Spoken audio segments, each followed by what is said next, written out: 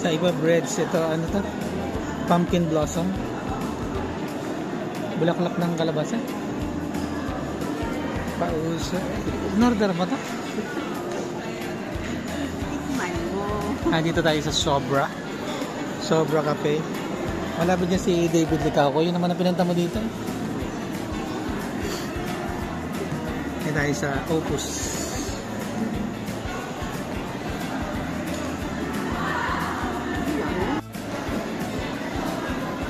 So ito yung pumpkin blossom. Bulaklak po talaga yun. Akala ko nung una maliit na talong.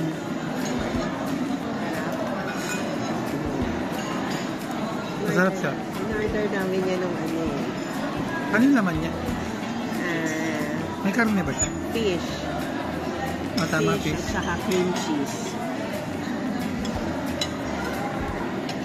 Parang pinapa. Smoked fish. Tama yung amoy. Smoked fish. Galing ng padala na may cream ni cheese. David Licauco. Isang pagkakadali ni David Licauco dito.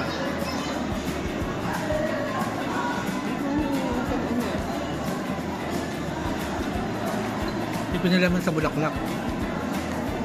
Panalo. Bulaklak na kalabasa. Ito na yung mga order natin. Ito yung tapa sobra.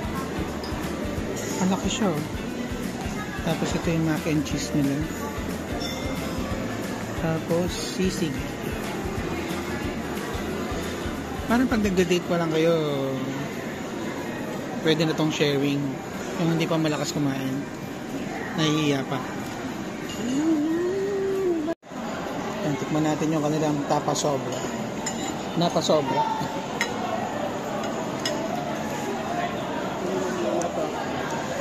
Bago ka kumain na madami, tikim-tikim mo na.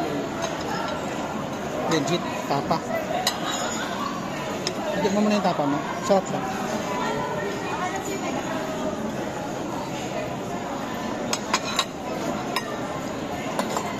Sarap.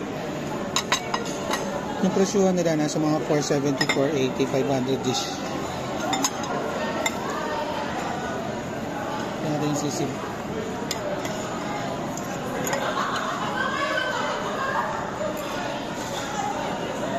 Sarap na yung makulit. Pero medyo malaki na yung bowl. Good for sapag. Okay, ito order kayo 2 bowl ta sharing.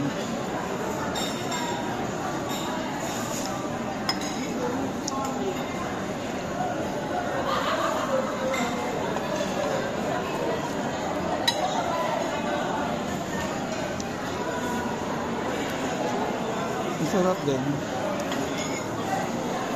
Parang hindi masyadong sisig. Parang mas karne na parang liempo na ano yung nararasahan ko. Na garlicky na ano. Parang masarap. Mapawaw ka. Bakit?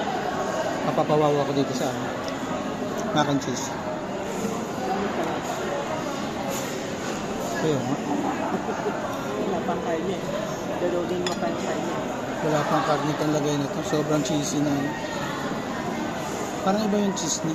Akala mo mukhang cheese curls eh. Yung chichirya ito. Parang ito ko hindi masarap. Pangit yung kulay niya eh. Parang cheese curls. Parang sarap. Sisig daw ba? Yun.